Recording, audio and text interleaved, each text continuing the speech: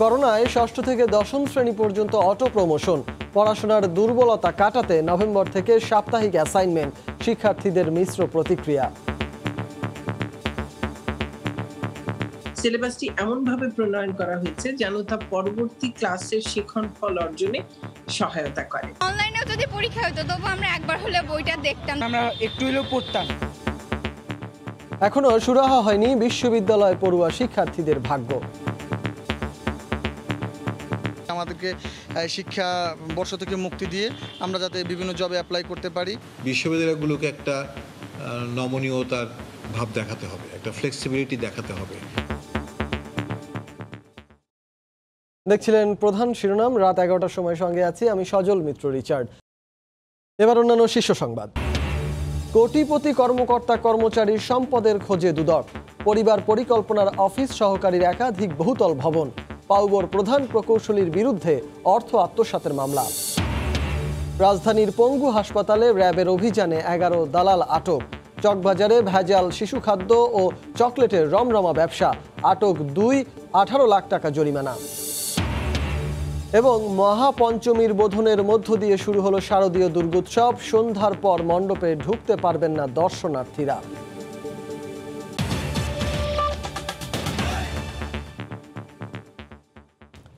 এবার বার্ষিক পরীক্ষা ছাড়াই পরের ক্লাসে উঠছেন মাধ্যমিকের শিক্ষার্থীরা। তবে শিক্ষার্থীদের পড়াশোনায় ঘাটতি যাচাই করতে 30 দিনের সংক্ষিপ্ত পাঠ্যসূচি থেকে সাপ্তাহিক অ্যাসাইনমেন্ট দেয়া হবে। ভার্চুয়াল সংবাদ সম্মেলনে একথা জানান শিক্ষামন্ত্রী ডাক্তার দীপু মনি। স্বাস্থ্য ঝুঁকি নিয়ন্ত্রণে আসলেই কেবল শিক্ষা প্রতিষ্ঠান খোলা হবে বলে জানান তিনি। নতুন এই সিদ্ধান্তে শিক্ষার্থী ও অভিভাবকরা মিশ্র প্রতিক্রিয়া জানিয়েছেন। দেশে প্রথম কোভিড-19 আক্রান্ত শনাক্তের 9 দিনের মাথায় 17 মার্চ থেকে বন্ধ ঘোষণা করা হয় সব শিক্ষা প্রতিষ্ঠান। স্বাস্থ্য ঝুঁকির কারণে বাতিল করতে হয় প্রাথমিক শিক্ষা সমাপনী ও জুনিয়র স্কুল সার্টিফিকেট পরীক্ষা। এইচএসসিতেও পরীক্ষা না নিয়ে মূল্যায়ন হচ্ছে ভিন্ন পদ্ধতিতে। এবার বলা হলো মাধ্যমিক পর্যায়ের শিক্ষার্থীরাও বার্ষিক পরীক্ষা ছাড়াই পরের ক্লাসে উত্তীর্ণ হবেন। বুধবার এক ভার্চুয়াল সংবাদ সম্মেলনে শিক্ষামন্ত্রী জানান সবাই যাবে পরের ক্লাসে, এক্ষেত্রে কোনো প্রতিষ্ঠানই নিতে পারবে না পরীক্ষা। এবার পরীক্ষা ছাড়াই সবাই পরবর্তী ক্লাসে যাচ্ছে, কিন্তু আমি প্রত্যেক শিক্ষার্থীকে বলবো, অভিভাবকদের বলবো, শিক্ষকদেরকে বলবো, আমার পরীক্ষা দিয়ে পরবর্তী ক্লাসে যেতে হচ্ছে না এটি সত্য, কিন্তু আমি যেন যতদূর সম্ভব আমার সুযোগ আছে, আমার শিখন ফল যা আমার অর্জন করবার কথা ছিল তা অর্জন করবার সেই সুযোগটি যেন প্রত্যেকটি শিক্ষার্থী যেন গ্রহণ করে। তবে নভেম্বর থেকে 30 কার্য দিবসের সংক্ষিপ্ত পাঠ্যসূচির ভিত্তিতে প্রতি সপ্তাহে অ্যাসাইনমেন্ট করতে হবে শিক্ষার্থীদের, যার ভিত্তিতে শিক্ষার্থীদের ঘাটতি যাচাই করে তা পূরণ করার চেষ্টা করা হবে পরের ক্লাসে। সংক্ষিপ্ত সিলেবাস শিক্ষা প্রতিষ্ঠানে পাঠিয়ে দেওয়ার পাশাপাশি প্রকাশ করা হবে মন্ত্রণালয়ের ওয়েবসাইটে। সংশ্লিষ্ট শ্রেণীর বিষয়ভিত্তিক শিখন ফলের গুরুত্ব বিবেচনা করে সিলেবাসটি এমনভাবে প্রণয়ন করা হয়েছে যেন তা পরবর্তী ক্লাসের শিখন ফল অর্জনে সহায়তা করে। এদিকে নতুন এই সিদ্ধান্তে মিশ্র প্রতিক্রিয়া জানান শিক্ষক, শিক্ষার্থী ও অভিভাবকরা। অনলাইনেও যদি পরীক্ষা হতো তবু আমরা একবার হলে বইটা দেখতাম, যে পরীক্ষা হবে স্যার আমাদের সামনে থাকবে, পরীক্ষাটা নিত, তখন আমরা একটু হলেও পড়তাম। আগে যেভাবে পরীক্ষাটা দেওয়া হতো ওইভাবে পরীক্ষাটা দিলে অনেক ভালো হয়। আমাদের এটাও দেখতে হবে আমাদের সকল শিক্ষার্থী সেই অ্যাসাইনমেন্টগুলো জমা দিতে পারবে কিনা। ভার্চুয়াল সংবাদ সম্মেলনে শিক্ষামন্ত্রী জানান স্বাস্থ্য ঝুঁকি কমে আসলেই নেওয়া হবে শিক্ষা প্রতিষ্ঠান খোলার সিদ্ধান্ত। এছাড়া আগামী বছর এসএসসি ও এইচএসসি পরীক্ষা নেওয়া হবে জানিয়ে শিক্ষার্থীদের প্রস্তুতি নিতে বলেন মন্ত্রী। তবে পরীক্ষা কখন হবে তা নির্ভর করছে কোভিড পরিস্থিতির ওপর। ফারুক ভূঁইয়া, রবিন, সময় সংবাদ, ঢাকা। প্রাথমিক থেকে মাধ্যমিক পর্যন্ত সিদ্ধান্ত নিলেও উচ্চ পর্যায়ের শিক্ষার্থীদের বিষয়ে কোনো কথা হয়নি এখনো। এতে অনার্স ও মাস্টার্স পড়ুয়া শিক্ষার্থীরা পড়াশোনা শেষ করা এবং কর্মজীবনে প্রবেশ নিয়ে শঙ্কার কথা বলছেন। জীবনের এক অনিশ্চয়তায় তাদের দাবি দ্রুত সিদ্ধান্ত নেওয়া হোক তাদের ব্যাপারে। শিক্ষাবিদরা বলছেন এক্ষেত্রে বিশ্ববিদ্যালয়গুলোকে কিছুটা ছাড় দিয়ে সমস্যার সমাধান করতে হবে। ফেরদৌস লিপির রিপোর্ট। কোভিড-19 থাবায় পরিবর্তন এসেছে দুনিয়া জুড়ে, যার ঢেউ ছুঁয়েছে শিক্ষাঙ্গন পর্যন্ত। তবে এই ক্ষতি কিছুটা পুষিয়ে নিতে এবং শিক্ষা কার্যক্রম গতিশীল করতে প্রাথমিক থেকে মাধ্যমিক পর্যন্ত অটো প্রমোশনের সিদ্ধান্ত নিয়েছে সরকার। এইচএসসি পরীক্ষার ফলাফলের বিষয়ে ঘোষণা এসেছে বেশ কয়েকদিন আগে। এসএসসি পাশ করাদের ভর্তি প্রক্রিয়া শেষ করে ক্লাসও শুরু হয়েছে। এই সবই চলছে অনলাইন পদ্ধতিতে। সর্বশেষ মাধ্যমিকের ব্যাপারে সিদ্ধান্ত এসেছে বুধবার। তবে দেশের 37টি পাবলিক বিশ্ববিদ্যালয়ে অধ্যয়নরত প্রায় 32 লাখ শিক্ষার্থীর ভাগ্যে কি আছে সেই সুরাহা হয়নি এখনো। সেই সঙ্গে 91টি বেসরকারি বিশ্ববিদ্যালয়ের প্রায় 4 লাখ শিক্ষার্থীর বেশিরভাগই অনলাইন ক্লাসের আওতায় আসলেও তাদের পরীক্ষা পরবর্তী ক্লাসে ওঠা কিংবা চাকরির বাজারে প্রবেশের কি হবে। 8 সেমিস্টার এখনো শুরু হয় নাই, তার মানে শেষ হতে হতে প্রায় সামনের বছরের মাঝামাঝি সময়ই চলে যাবে। ওই টাইমে কিন্তু আমি কোথাও জবের জন্য অ্যাপ্লাই করতে পারতাম, অথবা বাইরে যারা যেতে চাচ্ছে তারা জিআরই আইএলটিএস নিয়ে পড়াশোনা শুরু করতে পারতো। আমাদেরকে শিক্ষা বর্ষ থেকে মুক্তি দিয়ে আমরা যাতে বিভিন্ন জবে অ্যাপ্লাই করতে পারি। 7-8 মাস আমরা এমনিতে একটা গ্যাপে পড়ে গেলাম। যদি আমাদের অতি তাড়াতাড়ি পরীক্ষাটা নেওয়া হতো তাহলে আমরা ছাত্র জীবন থেকে একটা অবসর নিতাম। যদিও বেসরকারি বিশ্ববিদ্যালয় কর্তৃপক্ষের দাবি চালু আছে তাদের শ্রেণী শিক্ষা কার্যক্রম, চলছে পরীক্ষার প্রস্তুতিও। পাবলিক বিশ্ববিদ্যালয়গুলো এই পদ্ধতি অনুসরণ করলে সংকট কাটবে বলে আশা তাদের। তবে বিশেষজ্ঞরা বলছেন ক্ষতি কিছুটা স্বীকার করতেই হবে, এর মধ্য থেকেই খুঁজে নিতে হবে সমাধানের পথ। বিভিন্ন বিশ্ববিদ্যালয়ের বিচিরা চিন্তা করতেছেন ছাত্রদেরকে ক্যাম্পাসে না এনে কিভাবে নেওয়া যায় সেটা চিন্তা করতেছে। কোনো সিদ্ধান্ত হয় নাই, আলোচনা করছে কিভাবে নেওয়া যায় সেটা। বিশ্ববিদ্যালয়গুলোকে একটা নমনীয়তার ভাব দেখাতে হবে, একটা ফ্লেক্সিবিলিটি দেখাতে হবে। সবচেয়ে বড় প্রবলেম হয়ে গেছে জাতীয় বিশ্ববিদ্যালয়ের আন্ডারে যে কলেজগুলো আছে এদের জন্য কেন্দ্রীয় নির্দেশনা দরকার আছে। এরই মধ্যে সরকারি উচ্চ পর্যায় থেকে চাকরির বয়স 3 মাস বাড়ানোর ঘোষণা আসলেও করোনার কারণে সময় কেটে গেছে সব মিলিয়ে 7 মাস। ফেরদৌস লিপি, সময় সংবাদ, ঢাকা। ঢাকার ধামরাইয়ে মসজিদের সামনে থেকে শারীরিক প্রতিবন্ধী নবজাতক উদ্ধার করা হয়েছে। ছেলে শিশুটি সুস্থ রয়েছে বলে জানিয়েছেন চিকিৎসক। নবজাতকটি দত্তক নিতে আগ্রহী অনেকে, তবে আদালতের সিদ্ধান্তে শিশুটিকে দত্তক দেয়া হবে বলে জানিয়েছে সমাজসেবা অধিদপ্তর। মঙ্গলবার রাতে ধামরাইয়ের একটি মসজিদের সামনে নবজাতক একটি ছেলে শিশুকে কান্নারত অবস্থায় দেখতে পান স্থানীয়রা। খবর পেয়ে ঘটনাস্থল থেকে শিশুটিকে উদ্ধার করে ধামরাই স্বাস্থ্য কমপ্লেক্সে ভর্তি করে পুলিশ। শিশুটিকে দত্তক নিতে আগ্রহী এক দম্পতি বুধবার দুপুর পর্যন্ত বুকে আগলে রাখেন। ফুটফুটে শিশুটিকে পেতে আকুতি জানান তারা। বাজারে ইসলাম ব্যাংকের ওই মসজিদে পাইছি, ওখানে আমার মানুষের 2-3 জন নিতে চাচ্ছিল, তাই আমি বললাম না, দেবো না, আমি বাচ্চা আমার কেউ নেই, ছেলেরাও নেই, আমার কাছে থাকাও না, আমার এই এখন ছেলে। এক রাতে যে ময়া হয়েছে আমার এখনো আমার সন্তানে। শারীরিকভাবে পায়ে প্রতিবন্ধী বাচ্চা, কিন্তু তার অন্যান্য সব ভালো আছে, তার লাংস ভালো আছে, বাচ্চার সবকিছু ভালো আছে। সুনির্দিষ্ট প্রক্রিয়ার মাধ্যমে শিশুটিকে সমাজসেবা অধিদপ্তরের কাছে বুঝিয়ে দেওয়া হয়েছে বলে জানিয়েছে পুলিশ। যদি মূল পিতামাতাকে না পাওয়া যায় সেই ক্ষেত্রে যদি তাকে দিতে চায় সেটা আদালতের মাধ্যমে তাদের নিতে হবে। সমাজসেবা অধিদপ্তরের কর্মকর্তার মাধ্যমে শিশুটিকে রাজধানীর শিশু কল্যাণ ট্রাস্টের কাছে পাঠানো হয়। উপজেলা থেকে আমরা বাচ্চাটাকে কাউকে দিতে পারছি না, কারণ আমাদের সে আইনগত ক্ষমতা নেই। এখন আদালতের মাধ্যমে নিতে হবে, যদি কেউ নিতে চায় বা ইচ্ছুক যদি কেউ থাকে। নবজাতকের বয়স 20 থেকে 25 দিন হবে বলে প্রাথমিকভাবে ধারণা করছেন চিকিৎসক। সময় সংবাদ, সাভার। এবার স্বাস্থ্যের আরেক কর্মচারীর পাহাড় সম অবৈধ সম্পদের সন্ধান পেয়েছে দুর্নীতি দমন কমিশন দুদক। পরিবার পরিকল্পনার অফিস সহকারীর ঢাকায় একটি 6 তলা বাড়ি, ফ্ল্যাট, প্লট এবং গ্রামে বিপুল সম্পদের সন্ধান পেয়েছে দুদক। অন্যদিকে মৌলভীবাজারে কাশিমপুর পাম্প হাউসে পাম্প কেনায় প্রায় 34.5 কোটি টাকা আত্মসাতের অভিযোগে পানি উন্নয়ন বোর্ড পাউবোর প্রধান প্রকৌশলী চৌধুরী নাজমুল আলম সহ 11 জনের বিরুদ্ধে মামলা করেছে কমিশন। রাজধানীর মিরপুর 10 নম্বরের এই 6 তলা বাড়ির মালিক স্বাস্থ্য মন্ত্রণালয়ের পরিবার পরিকল্পনা অধিদপ্তরের এক চতুর্থ শ্রেণীর কর্মচারী। পরিবার পরিকল্পনার বিভিন্ন প্রকল্পের সচেতনতামূলক বিভিন্ন ভিডিও চালিয়ে দেখানো যার কাজ, সেই আক্তারুজ্জামানের এই 6 তলা বাড়ি সহ একই এলাকায় রয়েছে আরও একটি ফ্ল্যাট আর একাধিক প্লট। এই বাসা সেখানে আছে, ওই পাশে আরেকটা টিনসের বাড়ি আছে, এটা আমি জানি। সম্পদ কেমন করলো এটা আমরা কেমন কমু, নিশ্চয়ই কিছু করছে। কি চাকরি করে এটা সঠিক বলতে পারি না। কেউ বলে সচিবালয়ে চাকরি করে, কেউ পরিকল্পনা অফিসে চাকরি করে।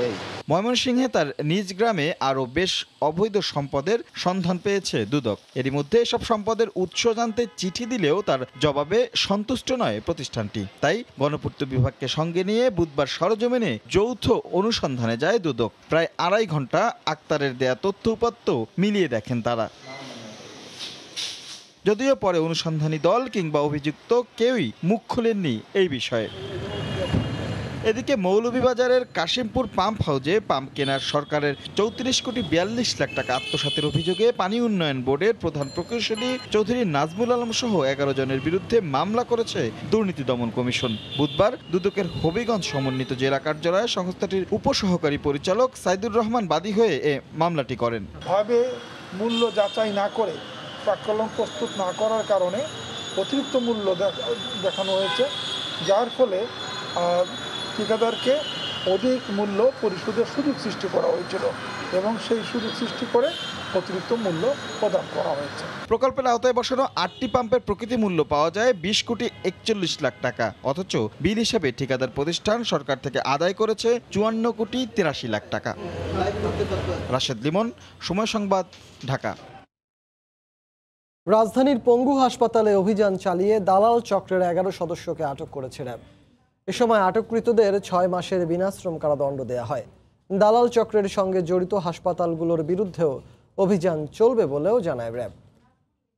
একজন মহিলা আমাকে বলল যে আপনি এখানে ভর্তি করে কোনো লাভ হবে না, কারণ এখানে আপনার 2-3 মাস পরে বুঝছেন ঘোরাঘুরি করতে হবে।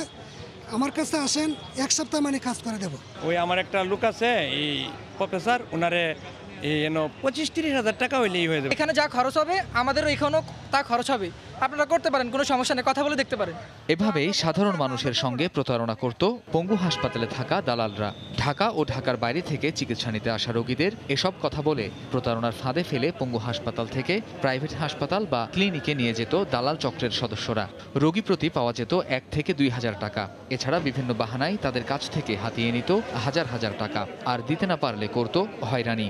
পঙ্গু হাসপাতাল থেকে রোগী অন্য হাসপাতালে নিয়ে গেলে কত করে টাকা পান আপনারা? ওই যে রুগী বুঝছে মনে করে 1000 দেয়, 2000 দেয়। এই রোগী নিয়ে কি করতেন? আমি ক্লিনিকে দিতাম। মানে এখান থেকে আপনি রোগী নিতেন, যে ক্লিনিকে চাকরি করছে। বুধবার অভিযান চালিয়ে দালাল চক্রের 11 সদস্যকে আটক করে র্যাব। প্রাথমিক জিজ্ঞাসাবাদে অভিযোগের সত্যতা পাওয়ায় প্রত্যেককে 6 মাসের বিনাশ্রম কারাদণ্ড দেন র্যাবের নির্বাহী ম্যাজিস্ট্রেট। সরকারি আদেশ অমান্য করে বা যে নিটোর থেকে যে আদেশ দেওয়া হয়েছে এখানে কোনো দালালি কার্যক্রম চালানো যাবে না বা কোনো সরকারি কাজে বাধা সৃষ্টি করা যাবে না, তারা কিন্তু প্রতিনিয়তই এই কাজটা করে যাচ্ছে। দালাল চক্রের সাথে সংশ্লিষ্ট হাসপাতালগুলোও জড়িত থাকলে তাদেরকেও ছাড় দেয়া হবে না বলে জানায় র্যাব। কামরুজ্জামান মামুন, সময় সংবাদ, ঢাকা। রাজধানীর চকবাজারে চলছে শিশুদের ভেজাল খাদ্য ও নকল চকলেটের রমরমা ব্যবসা। এর পাশাপাশি মানহীন কসমেটিক্সেরও সন্ধান পেয়েছে র্যাব। এখান থেকেই দেশের নামি দামি সব সুপার শপে সরবরাহ করা হচ্ছে এই ভেজাল পণ্য। অভিযানে 2 জনকে আটকের পাশাপাশি জরিমানা করা হয় 18 লাখ টাকা। শিশুদের মেয়াদোত্তীর্ণ ও ভেজাল খাদ্য এবং নামিদামি ব্র্যান্ডের নকল চকলেটে সয়লা পুরান ঢাকার চকবাজার। চীন, জার্মানি সহ বিশ্বের বিভিন্ন দেশের চকলেট মেলে এখানে, যা সরবরাহ করা হয় দেশের নামকরা সুপার শপগুলোতে। সেই সঙ্গে রয়েছে ভেজাল কসমেটিক্সের সমাহার। উৎপাদন তারিখ শেষ হলেও নতুন করে তারিখ বসিয়ে বাজারে ছাড়া হচ্ছে এগুলো। কিছু কিছু অসাধু ব্যবসায়ী আছে যারা আসলে সরকারের চোখ ফাঁকি দিয়ে তারা অবৈধভাবে মিথ্যা ঘোষণা দিয়ে পণ্যগুলি নিয়ে আসে। বিদেশি যে বিভিন্ন ব্র্যান্ডেড কোম্পানি চকলেটগুলো আছে সেগুলো মেয়াদ চলে যাওয়ার পরে সেগুলোকে মুছে আপনার ডেইরি মিল্ক এবং চকলেট দুটোই নতুন করে মেয়াদ দিয়ে এটা বাজারে ছাড়া হচ্ছে। বুধবার দুপুরে চকবাজার এলাকায় অভিযান চালিয়ে নানা ধরনের ভেজাল আর নকল পণ্যের সন্ধান পায় র্যাব, যেখানে মেড ইন ইন্ডিয়ার ব্যথানাশক মুভ ক্রিম ও গার্নিয়ার ফেস ওয়াশও তৈরি হচ্ছে। আসল প্রমাণের জন্য চীন থেকে আমদানি করা হয় পণ্যের মোড়ক। এ অবস্থায় সাধারণ ক্রেতারা নিরুপায় আসল আর নকলের দ্বন্দ্বে। আমি যেটা ইউজ করছি চকবাজারে খুবই অ্যাভেলেবল, এখন তাহলে ওইটা আসল না আমারটা আসল, এটা আমি কি করে বের করব? কসমেটিকের দ্বিধাদ্বন্দ্বে আমরা হয়তো অনেক সময় অর্থনৈতিকের জন্য কিনে ফেলি, কিন্তু এটা স্কিনের চরম ক্ষতিকর।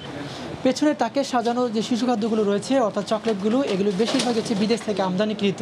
এই চকলেটগুলো এখান থেকেই সারা দেশের যে নামি দামি সুপার শপগুলো রয়েছে সেখানে বিক্রি করা হয়। সমস্যা হচ্ছে এই চকলেটগুলোর বা এখানে যে পণ্যগুলো রয়েছে এগুলো কোনোটারই আসলে উৎপাদন তারিখ নেই।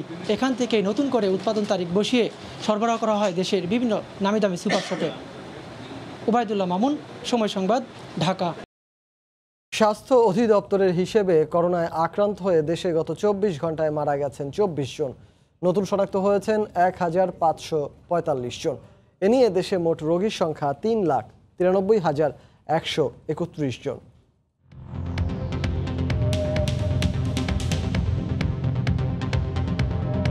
দেশে একদিনে নমুনা পরীক্ষা করা হয়েছে 14,086 জনের। এ পর্যন্ত মোট নমুনা পরীক্ষা হয়েছে 22,06,411 জনের। 24 ঘন্টায় নতুন করে 1,545 জনের দেহে করোনা শনাক্ত হয়েছে।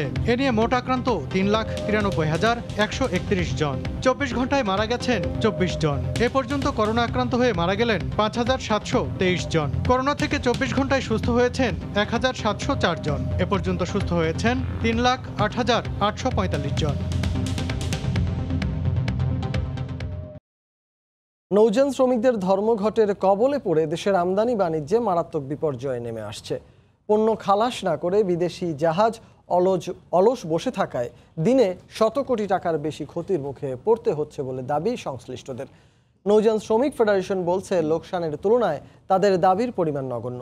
শাখাওয়াত টিপুর ক্যামেরায় বিস্তারিত জানাচ্ছেন কমল দে।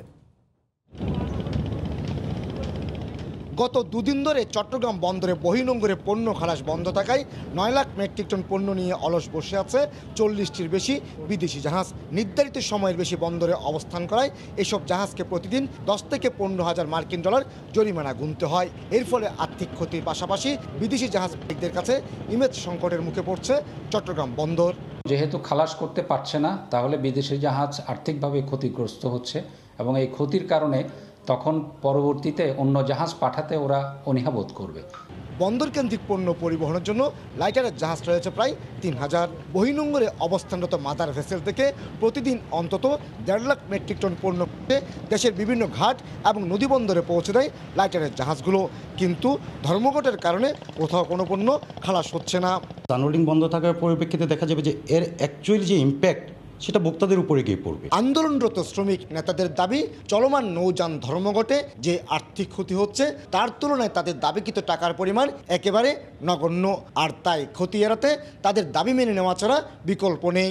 আমাদেরকে যে যদি দিনে 100 টাকা করে যদি এটা দেয় বা 150 টাকা করে যদি দেয়, তাতে কি এই ক্ষতি হওয়ার সম্ভাবনা ছিল? বাংলাদেশের আমদানি পণ্যের 40% বেশি পরিবহন করে লাইটারের জাহাজগুলো। একই সাথে আমদানিকৃত তেল পরিবহন করা হয় লাইটার ওয়েল ট্যাঙ্কারের মাধ্যমে। কমল দে, সময় সংবাদ, চট্টগ্রাম। বিল জলাশয়ের পানি শুকিয়ে যাওয়ায় নওগাঁর আড়তে দেশীয় মাছের সরবরাহ বেড়েছে। তবে সরবরাহর সঙ্গে চাহিদা বাড়ায় সব ধরনের মাছের দাম কেজিতে 20 থেকে 30 টাকা বাড়তি। এতে খুশি মাছ চাষিরা। ব্যবসায়ীরা বলছেন ইলিশ না থাকায় দেশীয় মাছের চাহিদা ঊর্ধ্বমুখী। নওগাঁ থেকে MR রকির রিপোর্ট। ভোরে পাইকারদের হাকডাকে জমে ওঠে মহাদেবপুর শিবগঞ্জ মোড়ের পাইকারি মাছের আড়ত। নদী জলাশয়ের পানি শুকিয়ে যাওয়ায় দেশীয় মাছের সরবরাহ বেড়েছে। মাছের সরবরাহ বাড়লেও চাহিদা বেশি থাকায় গেল সপ্তাহ থেকে দাম বেড়েছে। আর মাছের দর বাড়ায় বন্যার ক্ষতি কাটিয়ে উঠছেন মাছ চাষিরা। বাজারে দাম ছিল না গত কয়েকদিন আগে, এখন একটু দাম পাচ্ছি। ইলিশ মাছ বন্ধ হওয়ার পর বাংলা মাছের দাম বেশি, কাতলা, রুই এগুলোর দাম বেশি। রুই প্রতি কেজি 180 টাকা, কাতল 190 টাকা, মৃগেল 160 টাকা, সিলভার কাপ 110 টাকা, শিং মাগুর 350 টাকা, বোয়াল 400 টাকা, কই 120 টাকা, টাকি 100 টাকা। ব্যবসায়ীরা বলছেন গেল সপ্তাহের তুলনায় সব মাছের দর 20 থেকে 30 টাকা পর্যন্ত বেড়েছে। এই সপ্তাহে মাছের দাম আরো বৃদ্ধি পেয়েছে এবং সামনের সপ্তাহ আরো বাড়ার সম্ভাবনা বেশি আছে। মাছের আমদানি বাড়ছে, দামও একটু বাড়ছে এবং পুকুরের মাছের আমদানি বাড়ছে, দামও আগের চেয়ে একটু বাড়তি। দিনে 700-800 হাজার কামাই হচ্ছে। সপ্তাহে প্রায় অর্ধ কোটি টাকার মাছ বেচা কিনা হলেও নিজস্ব জায়গা না থাকায় ভোগান্তিতে কারবার করতে হচ্ছে বলে জানায় ব্যবসায়ী সমিতি। আমরা ভাড়াটিয়া জায়গায় থাকি এবং সরকারকে খাজনা 16 আনা দিয়ে দিই। আমরা যদি আরো সরকারিভাবে জায়গা পাতাম আমাদের মাছ বেচা কিনা করা আরো সুবিধা হতো। জেলায় 18,000 নিবন্ধিত চাষি মাছ উৎপাদনে জড়িত। MR রকি, সময় সংবাদ, নওগাঁ। রাজধানীকে ঝুলন্ত তার মুক্ত করে মাটির নিচে নিতে কাজ শুরু হয়েছে। দুপুরে রাজধানীর জিগাতলা থেকে কাজ শুরু করে আইএসপিএবি এবং কোয়াব। তারা বলেন জনভোগান্তি কমাতে রাতের বেলা কাজ চলবে। কোয়াব সভাপতি জানান তার অপসারণে আন্তরিক কেবল অপারেটররা। হরিপদ সাহার রিপোর্ট। ইন্টারনেট ও কেবল টিভির সংযোগ বৃদ্ধির সঙ্গে সঙ্গে ঢাকা শহরের রাস্তায় ঝুলন্ত তারের জটলাও বাড়ছিল। এই অবস্থায় 2 সিটি কর্পোরেশন তার কাটা শুরু করলে সংযোগ বিচ্ছিন্ন হয় লাখ লাখ গ্রাহকের। এক পর্যায়ে আইএসপিএবি ও কোয়াব তার কাটার প্রতিবাদে প্রতিদিন 3 ঘন্টা সেবা বন্ধের আলটিমেটাম দিলে বৈঠকে বসেন দক্ষিণ সিটির মেয়র। সিদ্ধান্ত হয় নভেম্বরের মধ্যে ঝুলন্ত তার অপসারণ করবে ব্যবসায়ীরা। ভূগর্ভস্থভাবে তারগুলোকে লাগানোর কার্যক্রম। রোববার মেয়রের সাথে হওয়া বৈঠকের সিদ্ধান্ত কার্যকরে বুধবার রাজধানীর ধানমন্ডিতে মাটির নিচে তার টানতে প্রাথমিক কাজ শুরু করেন সংশ্লিষ্ট ব্যবসায়ীরা। রাস্তা খোঁড়ার পাশাপাশি মাটির নিচে ড্রিলিং করে রাস্তা অক্ষত রেখেও তার টানার পাইপলাইন করা হবে বলে জানান আইএসপিএবির সভাপতি। অ্যাক্টিভ শেয়ারিংয়ের অনুমোদনটা যদি দেওয়া হয়, প্রথমত হচ্ছিল কি ইন্টারনেটের মূল্য বাড়ার সম্ভাবনা থাকবে না, আমরা দ্রুততার সহিত কাজগুলো করে ফেলতে পারবো। এবং যেসব জায়গায় ওভারহেড কেবল থেকেই যাবে সেখানে বাঞ্চ অফ কেবল থাকবে না, সেখানে হয়তো একটা কিংবা ম্যাক্সিমাম 2টা কেবল থাকবে। সিটি কর্পোরেশন রাস্তা খোঁড়ার ক্ষতিপূরণে কোনো অর্থ না নিলেও শ্রমিকের মজুরি, নতুন লাইনের তারসহ অন্যান্য খরচ বহন করতে হবে সেবা সরবরাহকারী প্রতিষ্ঠানগুলোকেই। যে কেবলগুলি আমাদের এখন উপরে আছে, আমি আশা করব যে মেয়র মহোদয় যে টাইমটা দিয়েছেন, আমরা কাজ আজকে যেহেতু শুরু করেছি, টাইম ফ্রেমিং থাকে সব জায়গাতে একটা কিছু, কিন্তু কাজের উপরে ডিপেন্ড করে এটা অবশ্যই সকলে বিবেচনা করবে। মাটির নিচে লাইন তৈরির কাজ শেষ হলে ঝুলন্ত তার কাটা হবে, এতে গ্রাহক সেবা বিঘ্নিত হবে না বলে জানান ব্যবসায়ীরা।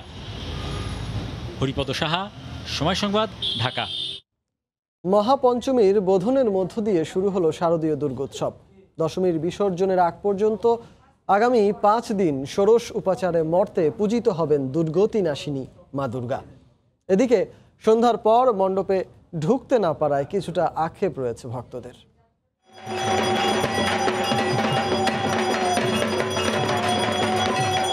মহাপঞ্চমীতে মহামায়ার বোধন, শাঁখ, ঢাক, কাসর, ঘণ্টা ও উলুধ্বনিতে মুখর ঢাকেশ্বরীর পূজা মণ্ডপ। বুধবার সন্ধ্যায় ফুল, তুলসী, বেলপাতা ও নৈবেদ্যের থালায় আবাহন করা হয় দেবী দুর্গার। মঙ্গল ঘট প্রতিস্থাপন করে বোধন করা হয় শরতের শারদিয়াকে। এরপর ধূপ আর পঞ্চপ্রদীপে মঙ্গল আরতি শেষে আশীর্বাদ করা হয় ভক্তদের। আনুষ্ঠানিক কোনো কিছু না, প্রার্থনার মধ্যে শাস্ত্রিক মতো পূজাটা হবে। করোনা ভাইরাসের মহামারী থেকে মা আমাদের সেভাবে রক্ষা করবে, এটাই আমাদের প্রত্যাশা। এবার কিন্তু আমরা লিখেছি শারদীয় দুর্গা পূজা, অর্থাৎ উৎসবের অংশটা আমরা লিখিও নি, উৎসবের অংশটা করছিও না। মা, তুমি যে দোলায় এসেছো, আমাদের তুমি রক্ষা করে যেও, আমরা যেন মৃত্যু মুখে পতিত না হই। নিজেদের সুরক্ষায় সন্ধ্যায় পূজা মণ্ডপে দর্শনার্থীদের প্রবেশ না করার অনুরোধ জানিয়েছে ঢাকা মহানগর সার্বজনীন পূজা কমিটি। ডিসকারেজ করা হচ্ছে যে তারা সন্ধ্যার পরে লোকজন না আসে। মন্দিরে যারা কর্তব্য দায়িত্বে থাকবে তারা অবশ্যই থাকবেন, ভলান্টিয়ার যারা নিরাপত্তার ক্ষেত্রে যারা ব্যস্ত আছেন তারা অবশ্যই থাকবেন। আপনি আপনার লাইফটাকে কি করোনার কাছে আত্মসমর্পণ করবেন কিনা। উৎসবে থাকুক পরিমিতি, তবু পুজোর উদযাপন হোক মহা সমারোহে, এমনটাই প্রার্থনা ভক্তদের। মৌসুমী মো, সময় সংবাদ, ঢাকা।